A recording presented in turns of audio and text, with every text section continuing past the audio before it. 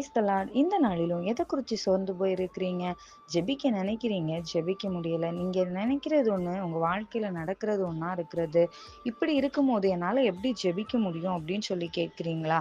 இன்னைக்கு உங்கள பார்த்து ஏசப்பா சொல்றாங்க. லூக்கா 18வது அதிகாரம் 1வது வசனத்துல, சோர்ந்து போகாமல் எப்பொழுதும் ஜெபம் பண்ண வேண்டும். ஆமாங்க, சோர்ந்து போறதை ஏசப்பா விரும்புறதே இல்ல. பவுலும் சீலாவும் சிறைச்சாலையில இருந்து ஜெபம் பண்ணாங்க. தானியேல் சிங்கக்கபியில் இருக்கும்போது ஜெபம் பண்ணாரு. யோபு சரீரம் முழுவதும் பலவீனத்தோடு இருக்கும்போது ஜெபம் பண்ணாரு.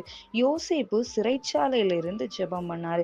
இவங்க எல்லாருடைய வாழ்க்கையிலுமே பாடுகள் மத்தியில அவங்க ஜெபம் பண்ணாங்க. முடிவுல ஒரு ஆசீர்வாதத்தை கண்டுகொண்டாங்க. அவங்க சோர்ந்து போய் இருக்கவே இல்ல. அந்த இடத்திலும் இருந்து ஜெபிச்சாங்க. இன்னைக்கு இதை விட நம்முடைய வாழ்க்கையில வர்ற பாடுகள் எல்லாம் மிக சின்னதுதாங்க. இந்த நேரத்துல நம்ம சோர்ந்து போகாம தேவ சமூகத்துல ஜெபிக்கும் போது தேவன் நிச்சயமாய் அந்த பிரச்சனைகளை மாற்றி ஒரு ஆசீர்வாதத்தை உங்க வாழ்க்கையில கட்டளையிடுவாங்க. வருகின்ற உலக பாடுகளை குறித்து கவலைப்படாதீங்க, சோர்ந்து போகாதீங்க. எப்பொழுதும் ஜெபம் பண்ணுங்க. ஏசப்பா ஆசீர்வாதத்தை கட்டளையிடுவாங்க. Amen. God bless you all.